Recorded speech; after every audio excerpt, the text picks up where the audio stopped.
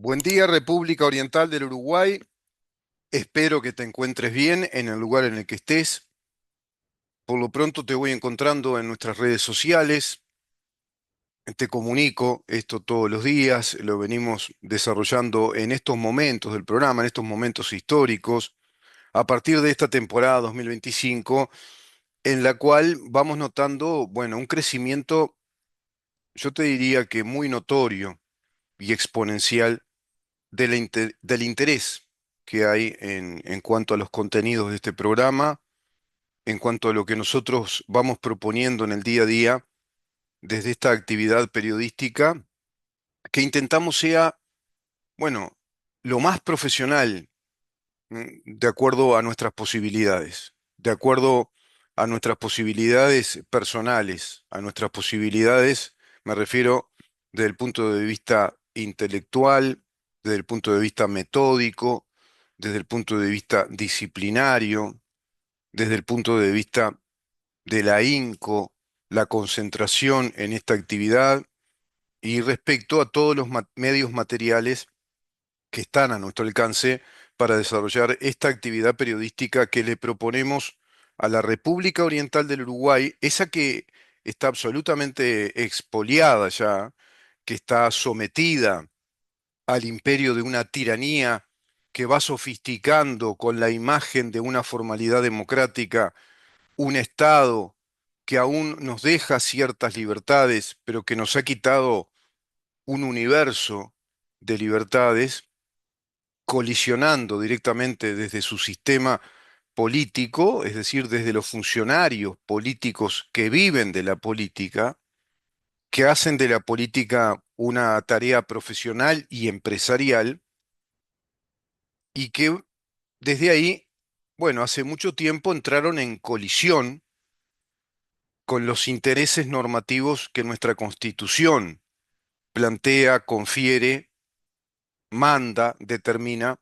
de acuerdo a todos nosotros como nación. Hoy somos nosotros, mañana los que vendrán, ayer los que estuvieron, porque eso es un Estado-nación. Es la sofisticada maquinaria construida sobre paradigmas jurídicos, políticos, que se consignan en un documento con una voluntad de perpetuidad: la Constitución, la Carta Magna, la ley suprema, que es el ordenador, el inspirador coactivo del punto de vista jurídico del orden jurídico. ¿Por qué coactivo del punto de vista jurídico político? Porque es la ley máxima, la ley suprema que formula el Estado. El Estado es desde la Constitución. No tendríamos el Estado uruguayo como una república oriental, como una república democrática, como una democracia representativa, parlamentaria. No tendríamos el Uruguay como un Estado de derecho sin la Constitución. Los estados se construyen desde una ingeniería jurídico-política, aplicándose teorías del Estado, razones de Estado y fundamentalmente la teoría jurídica de esas razones del Estado y, por cierto, las teorías políticas imperantes al momento de desarrollar ese documento escrito desde una Asamblea Nacional Constituyente que desde ahí plantea el punto de partida de una unidad social con soberanía, con su jurisdicción, que se autodetermina ser de esa manera, un Estado nacional. Y en ese sentido, Uruguay se ha determinado desde el año 1830 ser un Estado nacional, un 18 de julio de 1830, ser un Estado nacional cuyas características son la democracia liberal, representativa y republicana. Y en el devenir del proceso histórico ha tenido reformas y precisamente la misma Constitución ha sido reformada. No existen distintas constituciones. Hay un proceso histórico constitucional de las reformas que la Constitución ha venido operando de acuerdo a los distintos momentos históricos y políticos que se determinaron como momentos necesarios para aplicar reformas a la Constitución. Pero en todos los procesos de reformas constitucionales jamás se alteró, se tocó el conjunto de libros que hacen a las secciones que plantean la naturaleza de nuestro Estado, que plantean el modelo jurídico político de nuestro Estado, fundamentalmente todas las secciones que plantean nuestras garantías, nuestros derechos, y así el orden jurídico que nos protege y nos concibe como el epicentro, la razón de ser del Estado uruguayo, como lo es el reconocimiento de nuestros derechos personales, subjetivos, consagrados en la Constitución. La Constitución determina entonces que las características fundamentales de la nación uruguaya son precisamente el reconocimiento de la protección y del goce de los derechos a la vida, al honor, la libertad, la seguridad, el trabajo y la propiedad, como derechos inviolables, como derechos universales, y todos esos derechos universales inviolables están categorizados como derechos universalmente iguales. Somos iguales ante la Constitución y por ende la Constitución dice que debemos ser iguales ante la ley, ante toda ley que el Estado uruguayo deba formular en consonancia, en concordancia, en coincidencia con la Constitución de la República. Bueno, eso está muy violentado, entró en colisión. Y es explicable desde una cantidad de aspectos, desde los más puntuales, desde procesos históricos muy determinados, y a su vez desde un contexto internacional que también fue perpetrando una infortunada, digamos, revolución de paradigmas respecto a los estados constitucionales de derecho, de principios liberales, de principios de la libertad, de garantía de los derechos de los ciudadanos, de los habitantes, como un Estado organizado profesionalmente al servicio de cada uno de esos habitantes, ya no solo ciudadanos, porque el concepto de ciudadanía es algo muy preciso y sumamente vinculante con derechos que ese Estado-nación le otorga a sus ciudadanos naturales o legales, porque ahí ya tenemos derechos políticos como ciudadanos, el derecho a elegir y a ser electos, el derecho también a profesionalizarnos en la política, por ejemplo, en la carrera política, y ocupar cargos electivos. Hay habitantes, es decir, personas que habitan en Uruguay que no tienen esas condiciones porque no reúnen precisamente las condiciones, valga la redundancia, como para llegar a ser considerados ciudadanos desde lo que nuestra Carta Constitucional determina son las condiciones necesarias para ser ciudadano natural o legal de nuestro país. Pero respecto a todos los derechos personales, llámese derechos civiles, laborales, comerciales, empresariales, derechos económicos, patrimoniales, maritales, derechos de familia, derechos del niño, derechos humanos, todos somos iguales ante la ley uruguaya porque la Constitución así lo determina, configurando que esos derechos se aplican a la condición humana. Entonces, todo habitante tiene los mismos derechos y las mismas obligaciones, excepto que los ciudadanos además tienen derechos políticos. Por eso se dice que la Constitución de la República, en verdad, es un documento que da una organización social muy precisa, fundamenta esa organización social sobre reglas del juego, que son las normas jurídicas, como una unidad jurídico-política y normativa. Ahí están las teorías normativas del derecho, las teorías normativistas del Estado, las teorías restringidas del Estado. Después surgen teorías ya más complicadas que provienen de las teorías economicistas, sociológicas, socioeconómicas, culturalistas, que va a asumir una corriente de pensadores en esa Europa de la década del 50,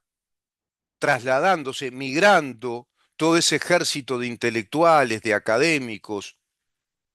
de personalidades que son muy incidentes, referentes en las masas sociales, periodistas encumbrados, profesionales de la opinión, sobre todo desde el perfil del periodismo, de los comunicadores, de los personajes mediáticos, pero a su vez respaldados, digamos, sustentados por esa masa teórica de los académicos que plantean otras teorías del Estado, y todo eso refiere, se fundamenta en una corriente doctrinaria de la, digamos, visión o cosmovisión de nuestra civilización, que es el marxismo, que es el marxismo. El marxismo que se desarrolla, que deambula por Europa, que establece una especie de collar de perlas que va cercando círculos universitarios, profesionales de la política, profesionales también del mundo empresarial, profesionales de la actividad privada, va cercando los sistemas de enseñanza de los estados nacionales en Europa, migrando a Estados Unidos desde aquella escuela de Frankfurt que fue mutando, operando también distintas etapas o generaciones, desde el año 1923, fundada en Frankfurt, pero que va a migrar por toda Europa y va a quedar connotado el término como escuela de Frankfurt. En verdad se trata de una corriente de una enorme cantidad de académicos, es decir, de sociólogos, de juristas, de politólogos, de historiadores, filólogos, lingüistas, filósofos académicos, periodistas, políticos, en términos de Max Weber, políticos profesionales, que van a encumbrar la idea de un marxismo cultural.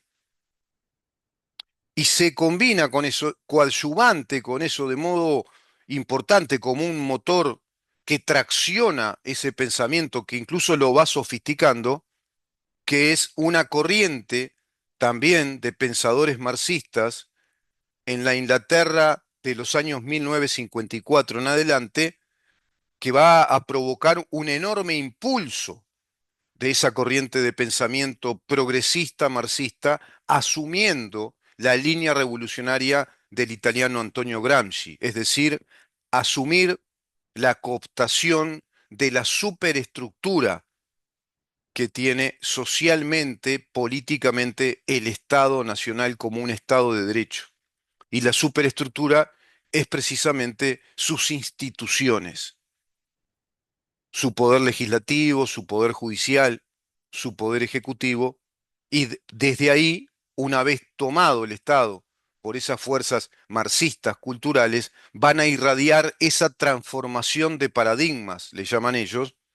hacia las concepciones sociologicistas, economicistas, sociopolíticas, culturales del Estado,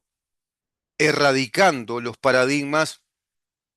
construidos sobre la base de la teoría científica del derecho y de la teoría del Estado como una organización jurídica de garantías para nuestras libertades individuales, concebido todo ello desde los principios filosóficos del liberalismo. Por ende, la gran batalla, y ya no solo batalla, sino que la gran guerra en Occidente, una guerra filosófica, ideológica y política. En su momento sería muy interesante explicar cada uno de estos puntos y desglosarlos, porque es una guerra ideológica, pero es una guerra primero filosófica, luego ideológica y posteriormente política, haciendo tres círculos concéntricos para lograr que la legitimidad filosófica resulte ser una legitimidad social y esa legitimidad filosófica y social resulte en un punto sin retorno, en una cuestión laudada, consagrada revolucionariamente como una legitimidad jurídica del Estado, ya convirtiendo al Estado, transformando al Estado, cooptando y transformando a ese Estado de derecho republicano y democrático, el Estado que dice nuestra Constitución que tiene que ser, por ejemplo, y el de la inmensa mayoría, el de todas las constituciones de los países de Occidente, que dicen lo mismo, porque el derecho,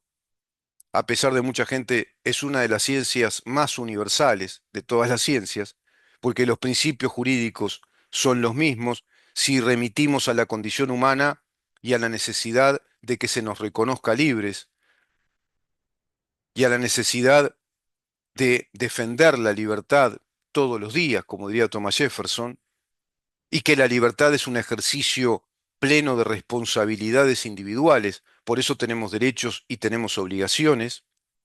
Y ese derecho está fundamentado en la naturaleza humana, desde el ius naturalismo, desde el complemento también coadyuvante del ius positivismo, desde las corrientes organicistas del Estado y del derecho que en definitiva abrevan de los principios tradicionales, ancestrales del ius naturalismo, inaugurado de alguna manera, digamos que sistémicamente, orgánicamente en la obra de San Agustín de Hipona, pero que va a tener fortísimos pensadores ius naturalistas en el Renacimiento británico, como también en Bélgica y en Francia, y por supuesto que en Holanda fundamentalmente, donde ahí renace la corriente de los ius naturalistas, planteando que el orden natural de las cosas, por supuesto con un aspecto teológico muy fuerte, ese orden que proviene del Creador, que proviene de Dios, es un orden al que hay que respetar porque es el orden perfecto del Creador, es en definitiva el orden de las leyes naturales. Incluso podés prescindir del aspecto teologal de la doctrina del naturalismo, y ese naturalismo va a devenir respecto a las revoluciones de la ciencia, ya es otro tipo de revolución, la revolución del conocimiento científico, las metodologías científicas del conocimiento, lo que se va a codificar, canonizar como conocimiento científico en sí, y los estados lo van a reconocer como tal. Ahí obra incluso, diría Max Weber, de los juristas, fundamentalmente, integrando partidos políticos e integrando el Estado como funcionarios cualificados, los más aventajados para la construcción de la teoría del Estado y de la teoría del derecho aplicadas a la realidad del Estado como una unidad nacional que reconoce y protege las libertades individuales desde esas fuentes ancestrales del derecho romano, del derecho alemán que concibe la administración, el derecho administrativo y el derecho procesal, perfeccionando los mecanismos procesales de la justicia provenientes de la República Romana y su derecho. Todo eso pretende ser, digamos, la garantía fundamental de nuestra convivencia civilizada, y así lo logró, pero lo logró combatiendo permanentemente con un enorme enemigo que le ha hecho la guerra directamente, inclusive literalmente en campos de batalla en Europa, Primera, Segunda Guerra Mundial, Guerra Fría, la industria del espionaje, y paralelamente a ello el mundo libre desarrollando y desarrollando ciencia y tecnología desde ese campo social de libertades, pero incluso ese campo social, político, jurídico de libertades permeó también dentro de ese marco jurídico de la libertad de expresión, la libertad de las ideas, la libertad de la discusión, permitió que se desarrollara abiertamente toda esa discusión filosófica, ideológica, académica, política, desde los marxistas, construyendo un modelo que pretende derribar todas estas libertades y todo este gran campo de acción de libertades. En este escenario de expresión, de comunicación, de debates, de desarrollo de masa crítica, que es el modelo de las libertades que tiene Occidente, permitiendo desde la convivencia de ese marco de libertades que el marxismo crezca tanto que hoy ha cooptado gran parte de las sociedades de Occidente y así de los sistemas políticos que se van estamentando, se van construyendo como castas, como oligarquías, incluso ya tradicionales. Son contemporáneamente castas tradicionales del pensamiento marxista, con ilustres familias y apellidos que provienen de esa familia ideológica que va tomando a nuestros estados y va construyendo un collar de perlas, una red ideológica, doctrinaria ideológica, de un poder único, del mandato de una ideología cerrada, que incluso llega al paroxismo patológico de concebir un gobierno global, lo que van construyendo a través de las agendas. Agenda 2030, Agenda 2045, porque cuando lees el modelo es un modelo globalista, es un modelo que pretende un gobierno que universalice todos esos paradigmas marxistas culturales que toman al Estado y derriban a ese Estado republicano, nacional, soberano, de libertades, con los tres poderes autónomos que se controlan entre sí, que tienen limitación de poderes y que requiere además ciudadanos idóneos, ciudadanos cualificados para cumplir todas las funciones administrativas del Estado, todas las funciones técnicas que el Estado debe cumplir porque así se lo autoimpone como un Estado de derecho. Tiene funciones, cometidos que son esenciales al Estado. Por ende, sus funcionarios están inexorablemente y digamos que jurídicamente sometidos a la subordinación directa de las funciones que el Estado cumple a través de una escala jerárquica de funciones administrativas y una escala jerárquica de normas en ese orden jurídico que es esa pirámide del orden jurídico en la jerarquía de normas de funcionarios, por eso hay escalafones de funcionarios y de acuerdo a sus calificaciones, sus cualidades para ser funcionario. Bueno, todo eso está siendo derrotado por un modelo eminentemente político, ideológico,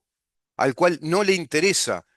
estamentar, consagrar como profesionales del Estado, profesionales por un lado de la burocracia estatal y profesionales de la política, no le interesa que sean personas con la necesaria cualificación técnica, académica, para llevar a cabo una tarea tan sofisticada, tan compleja como lo es esta empresa jurídico, política, social, económica llamada Estado. Y eso es lo que estamos viviendo en esta época del mundo. Es una guerra filosófica, ideológica y política entre el marxismo, marxismo igual socialismo, socialismo y marxismo igual comunismo, contra el liberalismo, liberalismo igual libertades, igual Estado republicano democrático de derecho. Estado republicano democrático de derecho con democracias, modelo democrático representativo parlamentario, formulando el control y el límite de los poderes de uno al otro recíprocamente en una dinámica, en una sinergia de control de poderes y de funciones muy específicas con sus propias competencias, con su jurisdicción mandatada, conferida por la constitución de una república democrática como Estado de Derecho. Esa es la guerra. Por lo tanto, la madre del borrego en esta guerra que está en Occidente, por dentro de Occidente, parece que escuchara la voz de Lindbergh, aquel aviador famoso que sostenía la teoría de que Estados Unidos no tenía que intervenir en la Segunda Guerra Mundial, estaba equivocado, pero en un aspecto sí tenía razón, cuando decía que no era una guerra, en verdad, contra un enemigo, sino que Occidente estaba en guerra por dentro, que Occidente estaba peleándose entre sí. Es decir, era una guerra entre los occidentales, entre los que forman parte del mundo libre, se dividieron, se atolondraron, porque hay ideas totalitarias que van tomando las ideas de la libertad dentro de las clases políticas, de los profesionales, de estas casas partidarias, de los partidos políticos, hoy por hoy ya devenidos en muchos casos en coaliciones y pugnando contra fortísimas coaliciones marxistas que van tomando inclusive lo que se formuló como una estrategia política revolucionaria desde el Partido Comunista de aquellos comunistas marxistas europeos que desarrollaban muchísima doctrina, mucha densidad teórica en Francia, en Italia, también en Inglaterra y por cierto que también en Alemania. 1954, New Left Review, la revista de la nueva izquierda, como una corriente de pensadores marxistas desde ese marxismo revolucionario cultural que planteó Antonio Gramsci. Es decir,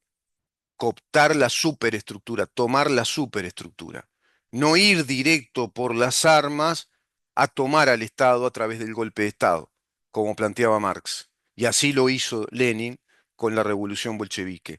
Esa metodología como la que hizo Fidel Castro en Cuba.